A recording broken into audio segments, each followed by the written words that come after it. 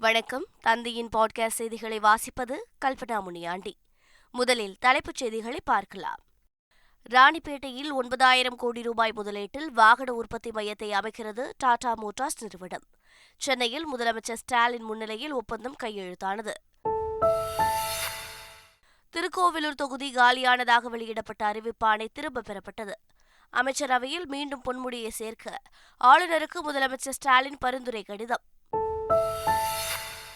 தமிழ்நாடு ஆளுநர் RN ரவி இன்று டெல்லி பயணம். உள்துறை மற்றும் சட்ட நிபுணர்களுடன் ஆலோசனை நடத்த உள்ள நிலையில் பொன்முடி அமைச்சராக பதவியேற்பதில் சிக்கல் என தகவல். ஏழை குடும்பத்தைச் சேர்ந்த ஒவ்வொரு பெண்ணிற்கும் ஆண்டுக்கு 1 லட்சம் ரூபாய் உதவித்தொகை வழங்கப்படும். தேர்தல் வாக்குறுதியாக பெண்களுக்கு 5 உத்தரவாதத்தை அளித்தது காங்கிரஸ். 72 தொகுதிகளுக்கான 2ஆம் கட்ட வேட்பாளர் பட்டியலை வெளியிட்டது பாஜக. நாக்பூர் தொகுதியில் நிதின் கட்கரியும், மும்பை வடக்கு தொகுதியில் பியூஷ் கோயலும் போட்டி. இந்தியாவில் வெளிநாட்டு இன நாய்கள் விற்பனைக்கு தடை. மத்திய அரசு அதிரடி நடவடிக்கை. மகளிர் பிரீமியர் லீக் கிரிக்கெட் தொடர் 7 விக்கெட் வித்தியாசத்தில் குஜராத் அணியை வீழ்த்தி டெல்லி அணி அபார வெற்றி. இனி விரிவான செய்திகள். டாடா மோட்டார்ஸ் குழுமம் ராணிப்பேட்டை மாவட்டத்தில் ரூபாய் 9,000 கோடி ரூபாய் முதலீட்டில் மோட்டார் வாகன உற்பத்தி தொழிற்சாலை அமைப்பதற்கான புரிந்துணர்வு ஒப்பந்தம் கையெழுத்தாகியுள்ளது. சென்னையில் முதலமைச்சரின் முகாம் அலுவலகத்தில் முதலமைச்சர் ஸ்டாலின் முன்னிலையில் தமிழ்நாடு அரசிற்கும் டாடா மோட்டார்ஸ் குழுமத்திற்கும் இடையே இந்த புரிந்துணர்வு ஒப்பந்தம் கையெழுத்தானது. தொழில் முதலீடு ஊக்குவிப்பு மற்றும் வர்த்தகத்துறை சார்பில் 9,000 கோடி ரூபாய் முதலீட்டில் 5,000 பேருக்கு வேலைவாய்ப்பு அளிக்கும் வகையில் ராணிப்பேட்டை மாவட்டத்தில் இந்த தொழிற்சாலை அமைக்கப்பட உள்ளது.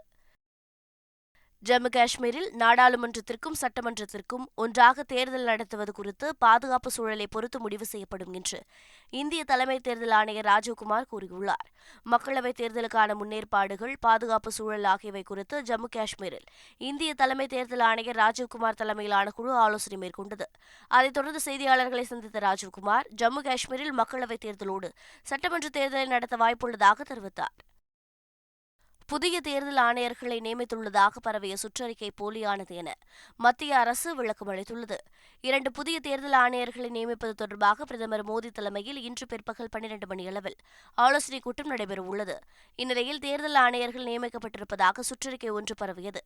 இதற்கு மறுப்பு தெரிவித்துள்ள மத்திய அரசு, அவ்வாறு சுற்றறிக்கை எதுவும் அரசு தரப்பிலிருந்து வெளியிடப்படவில்லை என விளக்கம் அளித்துள்ளது.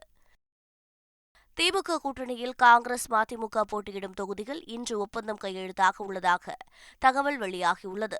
திமுக கூட்டணியில் காங்கிரஸ் மற்றும் மதிமுக போட்டியிடும் தொகுதிகள் இன்னும் அடையாளம் காணாமல் உள்ள நிலையில் இன்று தொகுதிகள் அடையாளம் காணப்பட்டு ஒப்பந்தம் கையெழுத்தாக உள்ளதாக கூறப்படுகிறது. அதன்படி மதிமுகவிற்கு திருச்சி தொகுதி ஒதுக்கப்பட உள்ளதாகவும், காங்கிரசிற்கு கடந்த நாடாளுமன்ற தேர்தலில் போட்டியிட்ட ஒரு சில தொகுதிகள் மாற்றம் செய்யப்பட உள்ளதாக தகவல் வெளியாகியுள்ளது.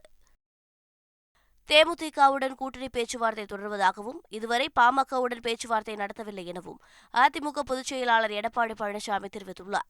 சென்னையில் செய்தியாளர்களிடம் பேசிய அவர், பாஜக தலைமையிலான 3வது அணியால் அதிமுகவிற்கு பாதிப்பு இல்லை என்றார். தேமுதிகவோடு நாங்கள் பேச்சுவார்த்தையில் தொடர்ந்து இருந்து கொண்டிருக்கிறோம். அதில் எந்த மாற்றம் கிடையாது. பாமகவோடு நாங்கள் பேச்சுவார்த்தை நடத்துகின்ற சூழ்நிலை ஏற்படுகின்ற பொழுது உங்களை அழைத்து நிச்சயமாக அதை தெரிவிப்போம். நிச்சயமாக அதிமுகவை எந்த பாதிப்பு ஏற்படாது. இன்றைய சூழலை பொறுத்த வரைக்கும் அனைத்து இந்திய அண்ணா திராவிட முன்னேற்ற கழகம் ஆட்சியில் இருக்கின்ற பொழுது நிறைய திட்டங்களை நிறைவேற்றி தந்திருக்கிறோம். இரட்டை இலை சின்னம் தொடர்பாக தேர்தல் ஆணையத்திற்கு அதிமுக பொதுச் செயலாளர் எடப்பாடி பழனிசாமி தரப்பிலிருந்து பதில் அளிக்கப்பட்டுள்ளது. வரும் மக்களவைத் தேர்தலில் அதிமுகவிற்கு இரட்டை இலை சின்னம் ஒதுக்கக்கூடாது என கூறி தேர்தல் ஆணையத்தில் திண்டுக்கல்லைச் சேர்ந்த சூரியமூர்த்தி என்பவர் மனு அளித்திருந்தார். இந்த மனுவுக்கு பதில் அளிக்குமாறு எடப்பாடி பழனிசாமிக்கு தேர்தல் ஆணையம் நோட்டீஸ் அனுப்பியிருந்தது. அதன்படி எடப்பாடி பழனிசாமி பதில் மனு தாக்கல் செய்துள்ளார்.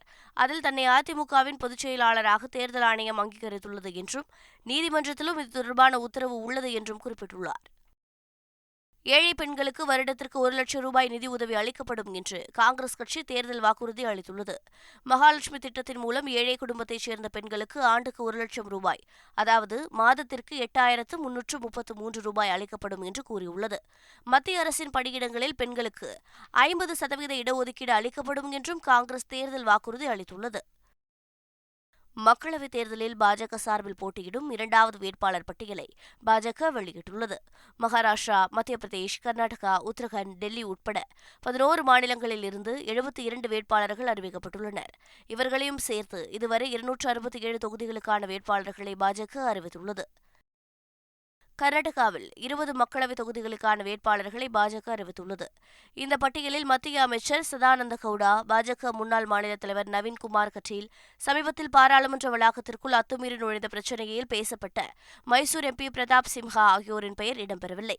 பெங்களூரு புறநகர் தொகுதியில் டி.கே. சிவக்குமாரின் சகோதரர் டி.கே. சுரேஷுக்கு எதிராக முன்னாள் பிரதமர் தேவகவுடாவின் மருமகன் டாக்டர் மஞ்சுநாத்தை பாஜக களமிறக்கியுள்ளது.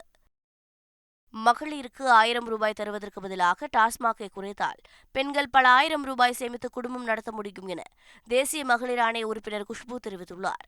இதுகுறித்து வீடியோ வெளியிட்டுள்ள அவர், தான் சொன்னதை திரித்து மகளிரை அவதூறு செய்ததாக பரப்பப்படுவதாக தெரிவித்துள்ளார். தனக்கு அரசியல் நாகரிகம் கற்றுக் கொடுத்தது ஆசான் கருணாநிதிதான் என்றும் குஷ்பு தெரிவித்துள்ளார். பிரபல நடிகை அம்பிகா தனது எக்ஸ் தள பக்கத்தில் குஷ்புவின் பேச்சு குறித்து கருத்து தெரிவித்துள்ளார். அதில் எந்த கட்சியாக இருந்தாலும் யாராக இருந்தாலும் மக்களுக்கு உதவி செய்தால் பாராட்டுங்கள் என்றும், பிடிக்கவில்லை என்றால் ஏதும் பேச வேண்டாம் என்றும் தெரிவித்துள்ளார். மேலும் செய்யும் உதவியை பிச்சை என்று இழிவாக பேச வேண்டாம் என்றும், கொடுப்பது 5 ரூபாயாக இருந்தாலும் அது உதவியாகத்தான் இருக்கும் என்றும் குறிப்பிட்டுள்ளார். கால்ட்வெல் ஜியு போப் குறித்து ஆளுநர் ஆர்.என். ரவி தெரிவித்த கருத்துக்களுக்கு எதிர்ப்பு தெரிவித்து தென்னிந்திய திருச்சபை சார்பாக கண்டன ஆர்ப்பாட்டம் நடைபெற்றது. சென்னை வள்ளுவர் கோட்டத்தில் நடைபெற்ற இந்த ஆர்ப்பாட்டத்தில் விசிக தலைவர் திருமாவளவன் கலந்து கொண்டு ஆதரவளித்தார். தொடர்ந்து பேசிய அவர், தேர்தல் நேரத்தில் மத ரீதியாக பிளவு ஏற்படுத்தவே சிஏஏ சட்டத்தை பாஜக அரசு அமல்படுத்தியுள்ளதாக தெரிவித்தார். தமிழக ஆளுநரின் திடீர் டெல்லி பயணத்தால் அமைச்சராக பொன்முடி பதவியேற்பதில் சிக்கல் ஏற்பட்டுள்ளதாக தகவல்கள் வெளியாகியுள்ளது. உச்சநீதிமன்ற தீர்ப்பின் நகல் பெறப்பட்டதைத் தொடர்ந்து பொன்முடி சட்டமன்ற உறுப்பினராக தொடர்வார் என்று சட்டப்பேரவை செயலகம் அறிவிப்பாணை வெளியிட்டு திருக்கோவிலூர் தொகுதி காலியாக உள்ளது என்ற அறிவிப்பாணை திரும்பப் பெறப்பட்டது. இதையடுத்து பொன்முடி அமைச்சராக பதவியேற்பதற்காக முதலமைச்சர் மு.க.ஸ்டாலின் ஆளுநருக்கு பரிந்துரை கடிதம் அனுப்பியுள்ளார். இதற்கிடையே தமிழக ஆளுநர் ரவி 3 நாள் பயணமாக டெல்லி செல்கிறார். இந்த பயணத்தால் பொன்முடி அமைச்சராக பதவியேற்பதில் சிக்கல் ஏற்பட்டுள்ளது. 2025ஆம் ஆண்டு நடைபெறவுள்ள மாநிலங்களவைத் தேர்தலில் மனிதநேய மக்கள் கட்சிக்கு திமுக ஓரிடம் அளிக்க வேண்டும் என அக்கட்சியின் தலைவர் ஜவாஹிருல்லா தெரிவித்துள்ளார். செய்தியாளர்களிடம் பேசிய அவர், முஸ்லிம்களுக்கு சமூக நீதியை திமுக தர வேண்டும் என்றார். வரும் நாடாளுமன்ற தேர்தலில் மனிதநேய மக்கள் கட்சி போட்டியிட வாய்ப்பு தர வேண்டும் என்றும் அவர் கேட்டுக் கொண்டார். எதிர்வரும் நாடாளுமன்ற தேர்தலில் மோடியின் தோல்வி நிச்சயிக்கப்பட்டுவிட்டதாக இந்திய யூனியன் முஸ்லிம் லீக் தலைவர் காதர் மொய்தீன் தெரிவித்துள்ளார். ராமநாதபுரத்தில் செய்தியாளர்களிடம் பேசிய அவர், இந்தியாவில் யார் பிரதமராக வர வேண்டும் என்பதை தமிழக முதல்வர் ஸ்டாலின் சொல்லப் போகிறார் எனவும், அதனை கேட்டு இந்திய நாடே அதிசயிக்கப் போகிறது எனவும் கூறினார். பாஜகவுடன் அகில இந்திய சமத்துவ மக்கள் கட்சியை இணைத்துள்ள நடிகர் சரத்குமார், பாஜகவிற்கு தாம் பொறுப்புக்காக வரவில்லை என்றும், பொறுப்பாக நடந்து கொள்வதற்காக வந்துள்ளதாகவும் தெரிவித்தார். பிரதமர் மோடி 3வது முறையாக ஆட்சிக்கு வர வேண்டும் என கூறிய அவர், மூத்த தலைவர்கள் இடும் கட்டளையை செயல்படுத்த தயாராக இருப்பதாகவும் கூறினார். அருணாச்சல பிரதேச மாநில சட்டப்பேரவைத் தேர்தலுக்கான வேட்பாளர்கள் பட்டியலை பாஜக அறிவித்துள்ளது. எதிர்வரும் மக்களவைத் தேர்தலுடன் அருணாச்சல பிரதேச மாநிலத்திற்கான சட்டப்பேரவைத் தேர்தலும் நடைபெறவுள்ளது. இதற்காக அம்மாநிலத்தில் 60 தொகுதிகளுக்குமான வேட்பாளர் பட்டியலை பாஜக அறிவித்துள்ளது. மேற்குவங்க மாநில முதல்வர் மம்தா பானர்ஜி தனது சகோதரனுடனான உறவை முறித்துக் கொண்டதாக அறிவித்துள்ளார். மம்தா பானர்ஜியின் சகோதரர் பாபுன் பானர்ஜி பாஜகவில் இணைய உள்ளதாகவும் சில நாட்களாக தகவல் பரவி வந்தது. இந்நிலையில் கொல்கத்தாவில் நடைபெற்ற நிகழ்ச்சி ஒன்றில் பேசிய மம்தா பானர்ஜி, தனது குடும்பத்தினருக்கும் தனது சகோதரர் பாபுன் பானர்ஜிக்கும் உண்டான அனைத்து விதமான தொடர்புகளையும் துண்டித்துக் கொள்வதாக தெரிவித்தார். பீகார் மாநிலத்தில் மக்களவைத் தேர்தல் தொடர்பாக லோக் ஜனசக்தி கட்சியின் தலைவர் சிராக் பாஸ்வான் மற்றும் பாஜக தலைவர் ஜே.பி. நட்டா ஆகியோர் சந்தித்து பேசினர். தொகுதி பங்கீடு தொடர்பாக நடத்தப்பட்ட பேச்சுவார்த்தையில் உடன்பாடு எட்டப்பட்டிருப்பதாகவும், லோக் ஜனசக்தி கட்சிக்கு 5 அல்லது 6 மக்களவைத் தொகுதிகள் ஒதுக்கப்படலாம் எனவும் தகவல் வெளியாகியுள்ளது. இதுகுறித்த அதிகாரப்பூர்வ அறிவிப்பு விரைவில் வெளியாகியுள்ளது. தமிழக பாஜக தலைவர் அண்ணாமலை போதைக்கு எதிரான பிரச்சாரத்தை தமிழகத்தில் செய்யாமல் குஜராத்தில் செய்ய வேண்டும் என அமைச்சர் மனோ தங்கராஜ் தெரிவித்துள்ளார். குஜராத் மாநிலமே போதைப் பொருளின் உற்பத்தி இடம் என்றும், அதானி துறைமுகத்தில் ஏராளமான போதைப் பொருட்கள் கண்டுபிடிக்கப்பட்டுள்ளதாகவும் அவர் தெரிவித்தார். ரேஷன் பொருட்கள் கடத்தல் தொடர்பாக கடந்த 5 மாதங்களில் 3660 வழக்குகள் பதிவு செய்யப்பட்டு 3794 நபர்கள் கைது செய்யப்பட்டுள்ளதாக குடிமைப்பொருள் வழங்கல் குற்றப்புலனாய்வுத்துறை தெரிவித்துள்ளது. இந்த வழக்குகளில் 10,193 குவிண்டால் அரிசியும் 2,310 லிட்டர் மண்ணெண்ணெய் உட்பட சுமார் 1 கோடி ரூபாய் மதிப்பிலான பொருட்கள் மீட்கப்பட்டுள்ளன.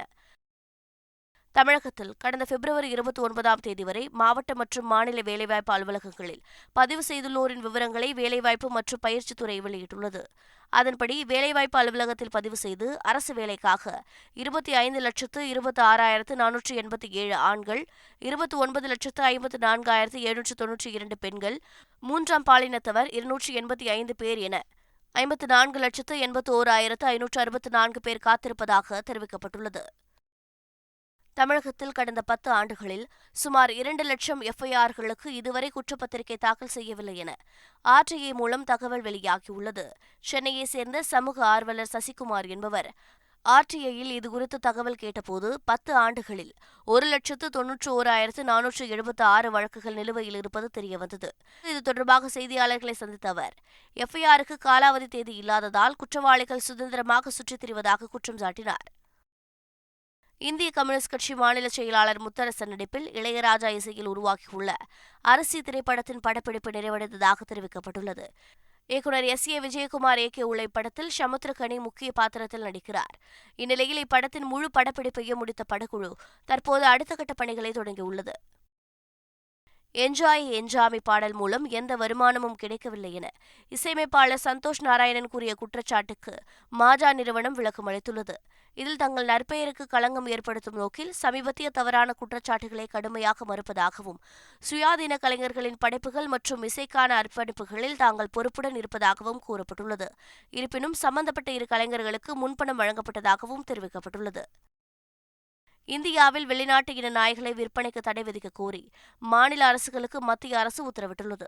இது தொடர்பாக மாநில அரசுகளுக்கு எழுதியுள்ள கடிதத்தில், பிட்புல், ராட்வீலர், புல்டாக் உள்ளிட்ட ஆக்ரோஷ தன்மை கொண்ட வெளிநாட்டு இன நாய்கள் விற்பனைக்கு தடை விதிக்கப்படுவதாகவும், வீடுகளில் ஏற்கனவே வளர்க்கப்பட்டு வரும் அந்த இன நாய்களுக்கு கருத்தடை செய்யுமாறு பரிந்துரைக்கப்பட்டுள்ளதாகவும் கூறப்பட்டுள்ளது.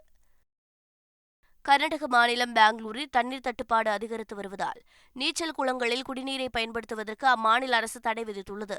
பெங்களூரில் உள்ள ஒவ்வொரு பெரிய அடுக்குமாடி குடியிருப்பிலும் பெரிய அளவில் நீச்சல் குளங்கள் உள்ளன.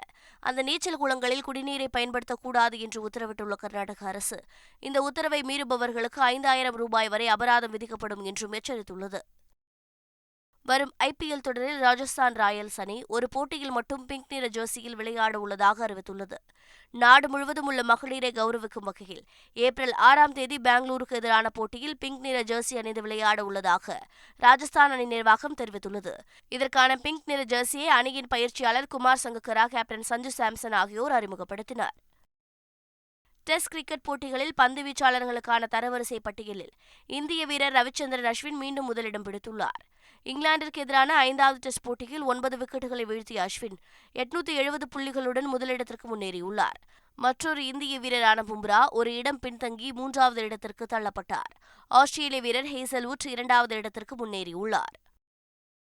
மகளிர் பிரீமியர் லீக் கிரிக்கெட் தொடரில் குஜராத் அணியை 7 விக்கெட் வித்தியாசத்தில் வீழ்த்தி டெல்லி அணி அபார வெற்றி பெற்றது. டெல்லி அருண்ஜேட்லி மைதானத்தில் நடந்த போட்டியில் டாஸ் வென்ற குஜராத் ஜெயின்ஸ் அணி முதலில் பேட்டிங் செய்தது. 20 ஓவர் முடிவில் குஜராத் 9 விக்கெட்டுகளை இழந்து 126 ரன்களை எடுத்தது. தொடர்ந்து களமிறங்கிய டெல்லி கேபிட்டல்ஸ் அணி 13.1 ஓவர்களிலேயே 129 ரன்கள் குவித்து அபார வெற்றி பெற்றது. மீண்டும் தலைப்புச் செய்திகள்.